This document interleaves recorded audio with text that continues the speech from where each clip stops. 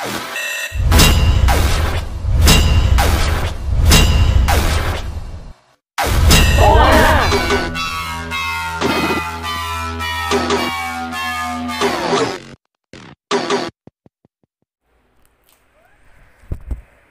so we're back. So again, we're almost, wow, this is probably the longest Toma sessions that we have, because Ricky is a pretty, well, we're learning a lot from our guests today, ladies and gentlemen.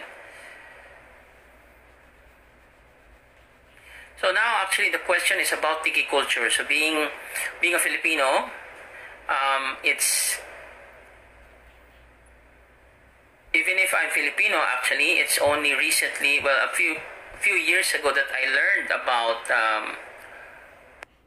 about the Tiki culture, and I actually have an ongoing research about the topic. Okay, sorry, all right, we're back.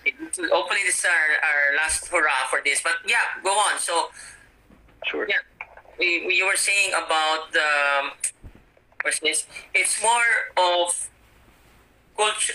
No, it's okay. Go ahead. Sorry, go ahead. Sure. Okay. So like the mindset of Tiki and its inception is that, okay. So basically, American GIs came back and they were in the Pacific Theater and wanted to recreate the whimsy and nostalgia of being in the Pacific Theater. Now, at that time, it was not as problematic. And when you think about how Tiki is portrayed, we're thinking about like bright colors. We're talking about like, and even more than the aesthetic, it's just kind of the energy surrounding that. So, when it comes to Tiki, and we're being mindful of like the history of Trader Vic's and its ownership, but also the unnamed Filipino bartenders who were the harbingers of Tiki culture very early on. I did not know this, that when I first started. Like for me, when I was first coming into bartending, a lot of my experience was informed by like mustachioed hipsters with suspenders and garters and that was the world that I was being indoctrinated into, not knowing that there's this rich history of colored bartenders like Cato Alexander in New York City, and vast legions of unnamed Filipino bartenders and barbacks who have staffed Tiki bars all over the years. We were the best Tiki bartenders in the world, literally. And it was during a time when startenders weren't a thing, and that it was really just about the work, just do it, right? So when it comes to Tiki, it's as a genre, I'm okay with it, because the way that it's put through is not necessarily what we would refer to as cultural appropriation, because very little of that in its cartoonish state is actual like Polynesian. If you look at work by Filipino tattooist Lane Wilkins, a lot of his work, like visually, is like rooted in Filipino creation myths, and in the in Polynesia in general, and very little of it actually looks like Tiki. If you think about like in film, we call this camp, right? The purposeful, like almost like cartoonish over the topness of something that is done in a way that almost is like sarcasm, meaning that we're not going to take it super seriously. In fact, a lot of it is just more of being like laid back and trying to evoke that sense of whimsy, of nostalgia, of being on vacation, this kind of mindset, and very little to do with the actual cultural in general. Really, what it is just like you take these very specific aspects of a culture and its aesthetic and try to port it into an emotional feeling, and that's kind of what's happening there. A friend of mine, Brian Miller, who is one of the He's one of the best people in the world, really, truly. That guy's got a huge heart. He had partnered with Major Food Group in New York City and opened a bar on the second floor of a hotel in the Port Authority called the Polynesian, right? And it was like one of the largest tiki bars I'd ever been to. I was just probably like 350 people in there. Wow. But it was like a hotel bar that was a tiki lounge, and he did it really, really well, to be honest. Like that guy is practically Filipino. I don't know. I think he might be more Filipino than me. He speaks more Ilocano than I do. Oh, okay. I know. So. Yeah. Well, I mean, it's okay. Because it's in the other room, but well, it's further down the hallway here in the house. But I made the Pinoy Tiki mug. So basically, of course, I've been. Of course, as a bartender, sometimes there's a certain genre or a certain phase in your life that you're interested in, right? So, oh hell yeah, yeah. During that time, I was kind of led into making a tiki mug because I joined the competition in 2014 called Balls Around the World.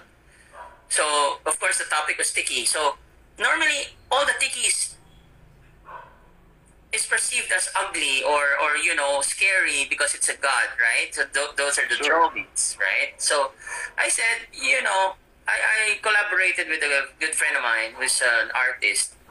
That okay, let's really try to bring a Pinoy kind of. Well, we're Pinoy, so let's give them what Pinoy Tiki should be all about. So we started with our tribes or yung katutubo in Tagalog, right? So we pretty much drew that, and then we kind of have it's in Facebook. It's called the Pinoy Tiki mug. So basically, the statue or the drawing is a tribe with the eyes closed, with the mouth open. It means two things. One, we smile a lot. Filipinos smile a lot. So we open the mouth. And two, we sing. So we like karaoke. Yeah.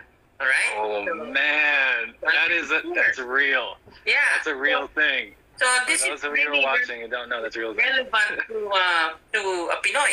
And three, we like to drink with shots or tagay. No, we do that. Tagay. Street.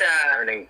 It's a street thing, because like normally here, when you let's say pass by a barangay or a town or let's say a block, and there are people drinking by the table. So you can't pass by, you can't go by them without taking a shot.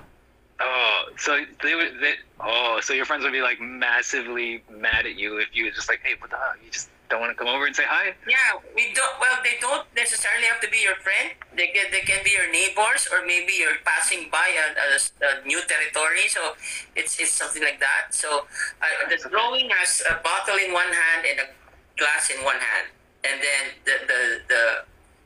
the clincher is that tiki has a big stomach. It has a big stomach. There you go. To drink. Yeah. So basically that's it. It's a 12-ounce glass that I made, and then as the years progressed, so I got really curious about tiki, and nowadays, especially when you're talking to the New York bartending scene, it's pretty hard to you have to be careful with the words coming out of your mouth. That's one thing I learned about being there, because it's you don't want to be perceived as, like what you said, racist or sexist or anything. You have to be politically correct in everything that you say. I mean, it's not, there's nothing wrong with that, but it's scary, in a way, because I mean, at the end of the day, like for me, being here in the Philippines, of course, history dictates, yes, we were colonized by the Americans. But at the same time, we were the Robins of the Americans. Batman and Robin, as you say, we're the sidekicks, right? So, I mean, it's in a way that's realistic also in terms of how the tiki drinks were made. Because when Batman is enjoying himself by the beach, Robin is there making the drinks. You know what I mean? And when Robin makes a great drink, Batman takes credit for it, or something like that. Oh man, that's an interesting take, and I think that one that's probably gonna like resonate with like a lot of Filipino bartenders, and in a way that is like not immediately because I think that for a lot of times, especially just because of the nature of what we do and where we work, is that it's and because of a lot of internalized ways of thinking, is that like kind of like a guest. So we're all about hospitality, right? I think a lot of this is the mentality that Yes. That when we're over here, it's like, okay, cool. Well, you're a guest. You're a guest here, and I think that in a lot of ways, it's a really good. It's a useful way to go around the world as a guest, because you're allowing space for others to flourish, and you're putting together a place where everyone can be successful. And often I think that's where a lot comes from, is because we're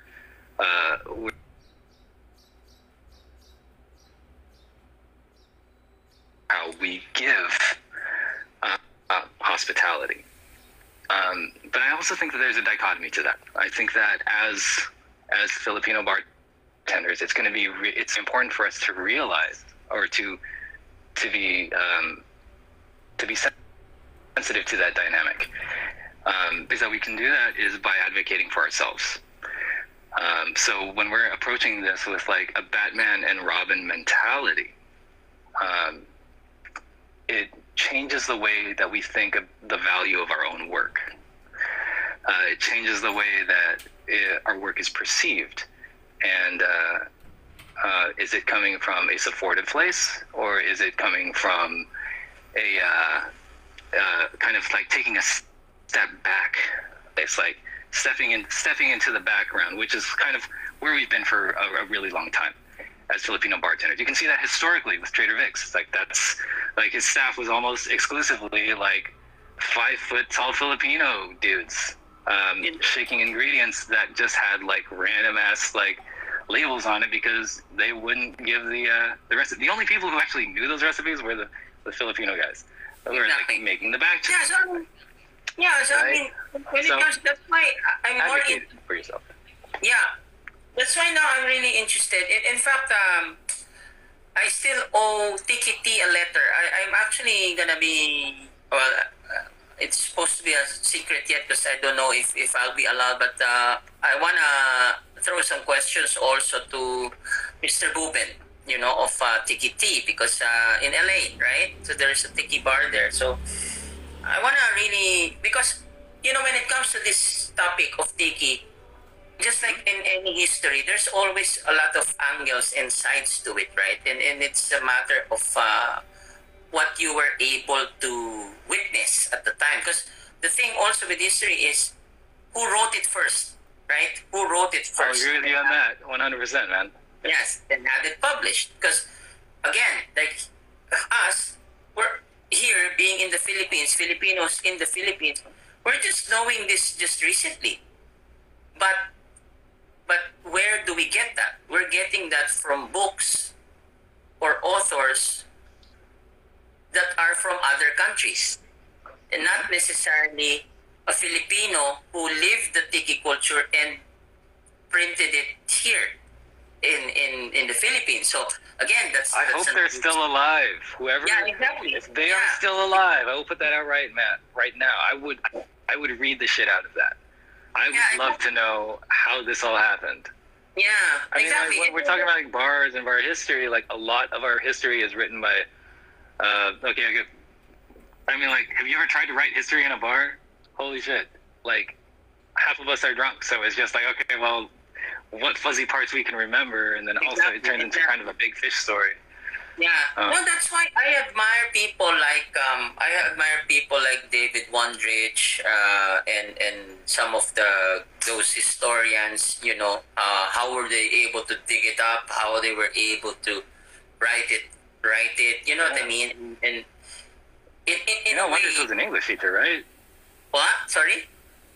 he's a professor. Like, okay, so David Wondrich. Okay, so when David Wondrich was not originally a bartender, he was a historian and an English professor, and that's how he made his living for a really long time, is just to find the history and write it, and that's what that guy does. Okay. He's not a bartender. Yeah. Well, I mean, okay, so at least New York has somebody like him. You know what I mean? But here, not yet. We haven't really. Well, maybe let's see if I can share some. Yeah, I know exactly. So All right. that's why I've been trying to dig a little bit deeper, because surprisingly last month, Adam Westbrook, he's well, Irish roots, but from England, so he's a gin ambassador. He sent me an article also with regards to tikis, and that Filipinos have deep roots in that. So I mean, it's humbling to see that, or to know that we have really a major contribution, because at the end of the day, we are thirsty with literally when it comes to alcohol. We're really big, massive drinkers, and we also have flavors, our very own flavors, because we have a lot of fruits here, and also plants. So I think that's a future project that I want to work into. But thank you for on your end, because like I said, the thing with one thing I tried to watch in Tales Online was these discussions about issues, about culture, and from an outsider's point of view, it's kind of hard for me to catch up, because sure. because well, one is from the bar scene, or maybe just a natural person. I take things, I'm not that overly sensitive when it comes to things, maybe because of language barrier, maybe because of comprehension, but other than that, I'm cool. I'm not. I mean, I don't perceive things easily as hurtful unless I go through the context of a topic. You know what I mean? Okay. Anyway. Sure. Yeah. So let's skip to the last question. Actually, take us through your top 3 cocktails, and why so? Ooh. Okay. All right, top 3 cocktails. This is a fun one. Wow. All right. So, the things that I drink depend on a couple things. Depends where I am. It depends who I'm with. It depends if I just got paid.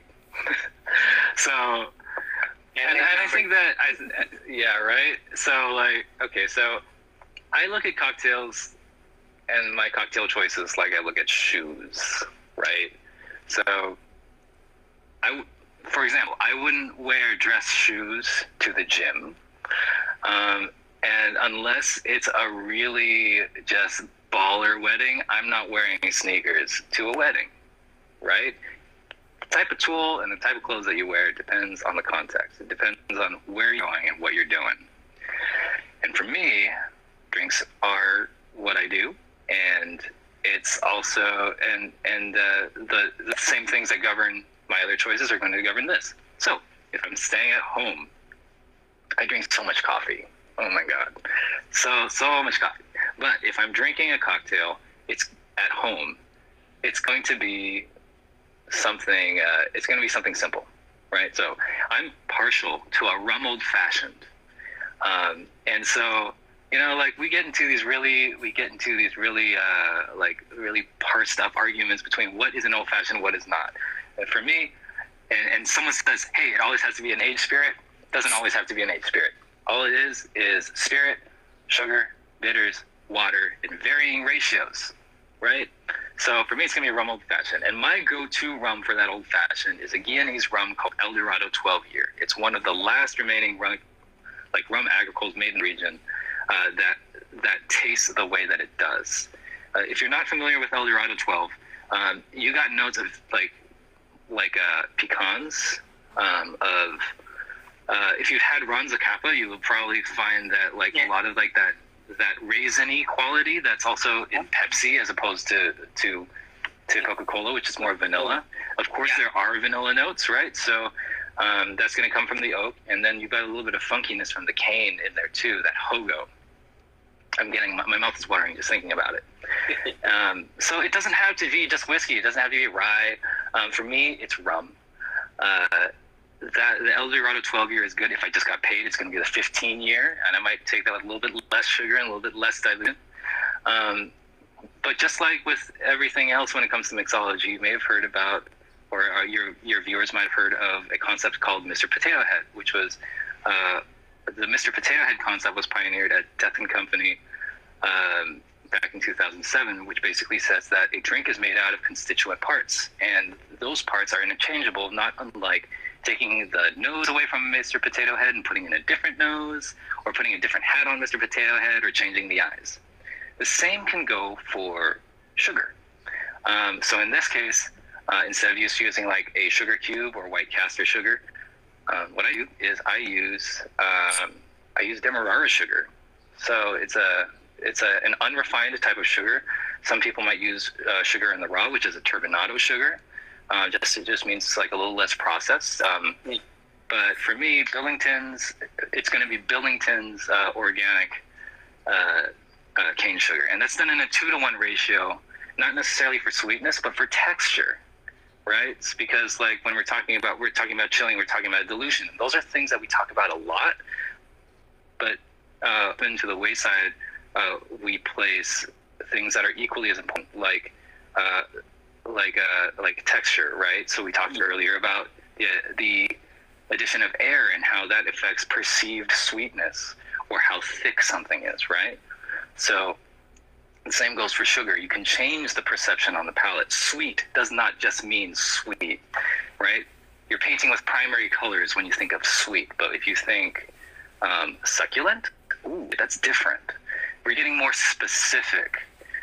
When we start going into the Mr. Potato Head concept, you very quickly find that you'll have the capacity to get very specific with those types of things that you want to have come out of your cocktail.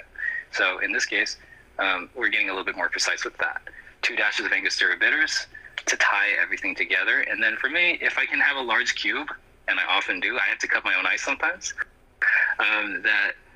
I'll stir it on. And instead of using an orange peel, which can give us like those high treble notes, or a lemon, generally speaking, if it grows together, it goes together.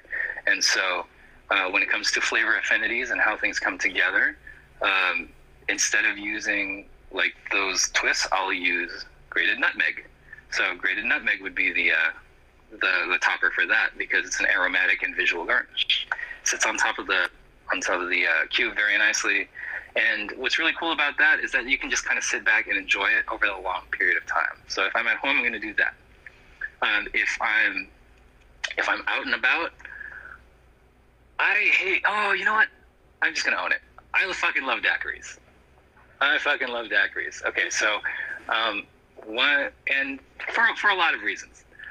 If it's my first time to a bar, first of all, I'm going to look around. I'm going to see what type of bar this is, right? It's like, cool. I might be like, okay, cool. Like, what is everyone else drinking? Is it mostly beer? Do the beer taps look clean? You know, like, what's the demeanor of the bartender? Are they hustling? Are they smiling? Are their eyes towards the horizon? Are like all these different indicators of like what a bar is capable of. And sometimes you'll get really, really, you'll become surprised at what people are, of what a bar is capable of. Because, and I have been this too. I have been the bartender in the dive bar who knows how to make a last word. Right? And I think there's a lot of us out there who are very passionate about what we do and are just waiting for the opportunity to do that. If I see those indicators there, if I see that there's like a juicer out, and I see that there's like a towel underneath indicating that it's been used recently, I'm gonna order fucking daiquiri, man. So I know that this person is putting in the extra work to do that. Now, does this mean that it's gonna always be that way? No, it doesn't. But it means that I've got a pretty good chance of getting a good drink. Yes. And after that first round, like you can just have whatever you want. For me, it's like it's a really good indicator of like of what I could possibly order while I'm there. With chefs, for example, when you're working in a kitchen and you're introducing a chef for a new position, oftentimes one of the first tests, one of the first like skill tests that they'll give to the chef is to make an omelet, right? Like eggs, butter, salt, pepper. There's not a lot to hide behind there. You can douse anything in chartreuse and kind of mask up its more unsavory qualities. But with something as stark as like sugar, citrus, and spirit, you really don't have a lot to hide behind. And really all that's left is just the bartender. It's like, that's all it is. What's left is the attention that you are giving to that drink. What's left is the technique that you've practiced, many thousands of hours of practice behind that daiquiri. And if that's what I'm in the mood for, and it's capable, and it's a capable bar, I'm going to go for it. If I just got paid, it's going to be a little bit different. I need spirits. So even though I do love rum,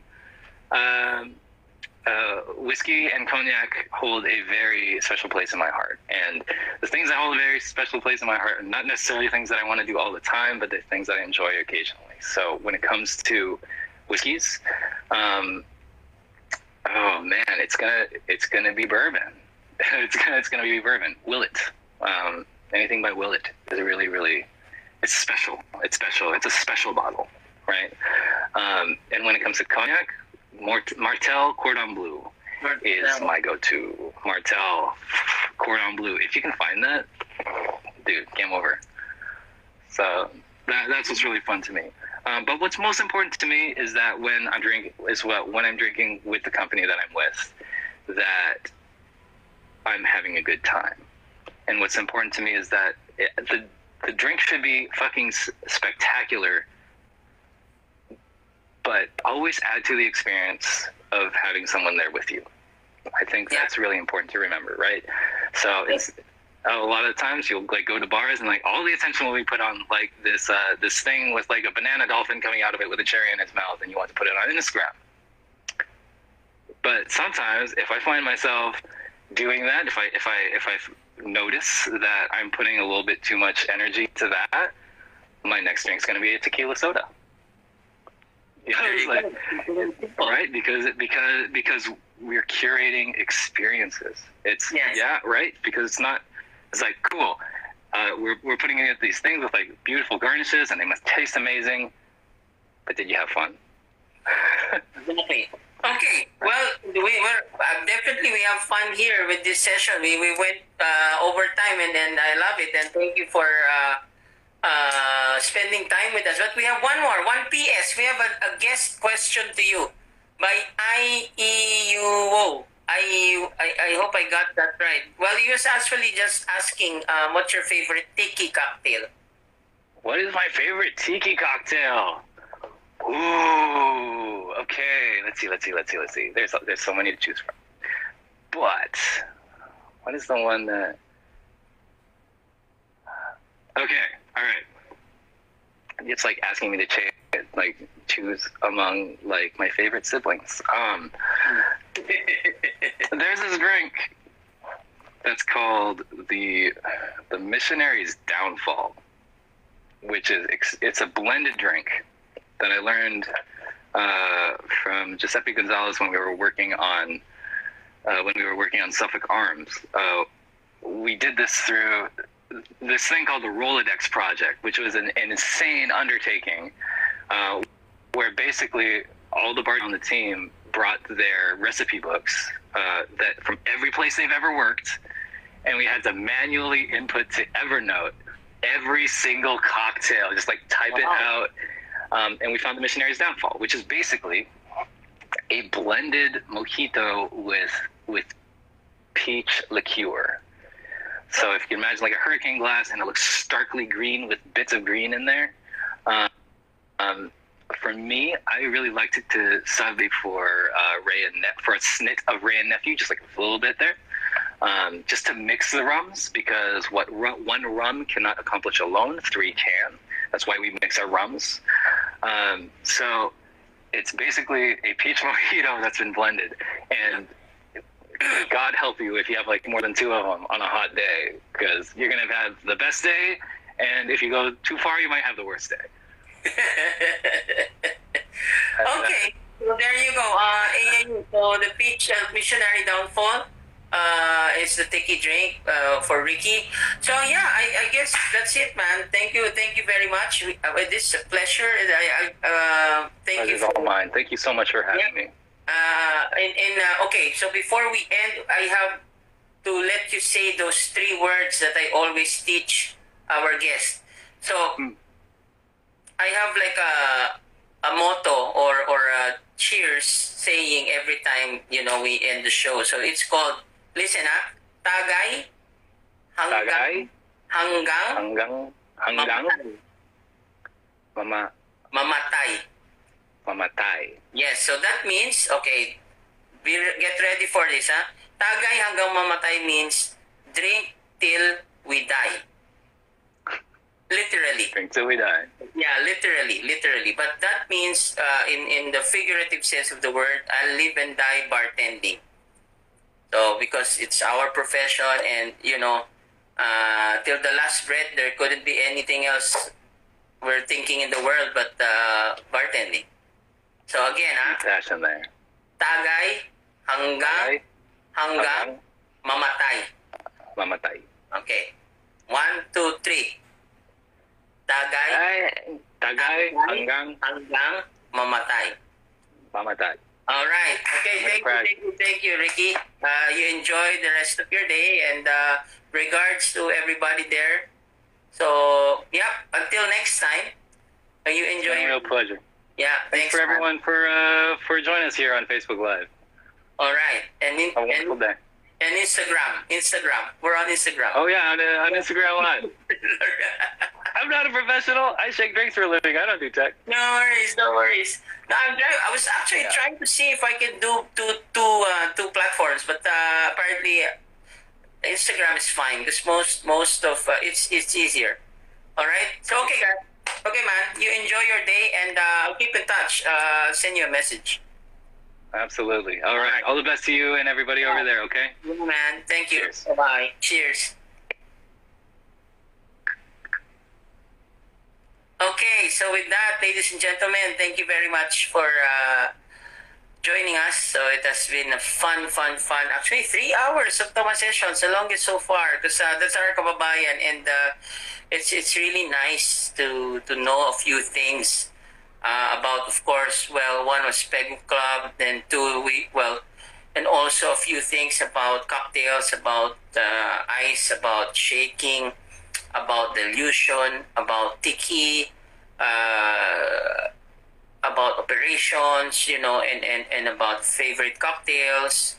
And yeah, Marlu and everybody, thank you for watching. So we'll see you guys next week. Toma na.